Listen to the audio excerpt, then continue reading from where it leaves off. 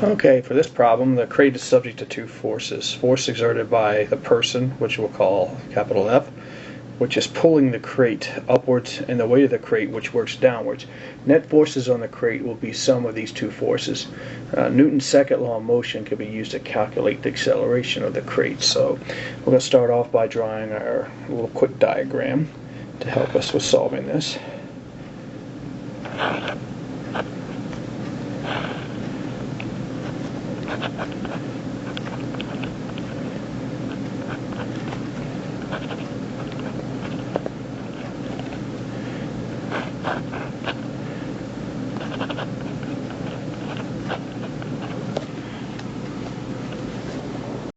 To solve on this, we've got several equations. We have the weight of the crate, which is going to equal to W equals negative mg, and then our net force,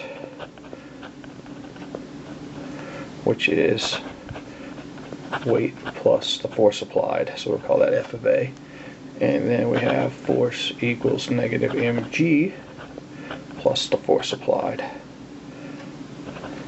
I'm going to call this equation 1.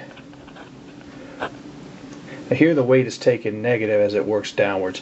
Mathematically, Newton's law of motion can be written as the force equals mass times acceleration, and we'll call this equation 2.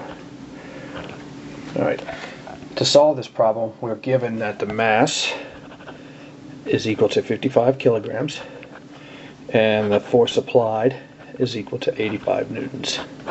So using the first equation here, we can figure that force is equal to negative mg plus FA. So we substitute our numbers, our givens for this, so this equals to a negative 55 kilograms times our gravity, which is our 9.8 meters per second squared,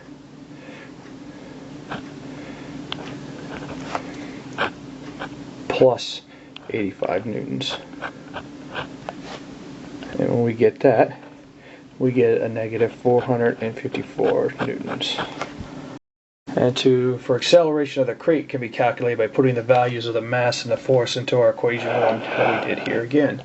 So let's go ahead and plug in those numbers. So we have a negative 454 newtons, which is equal to 55 kilograms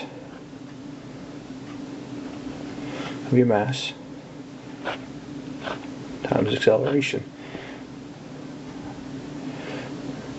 And since we don't know acceleration, we're going to switch the formula around to give us that. So it's a negative 454 newtons over 55 kilograms.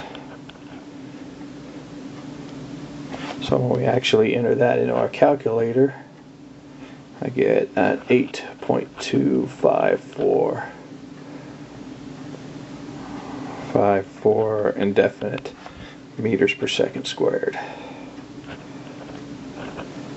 And that is our answer.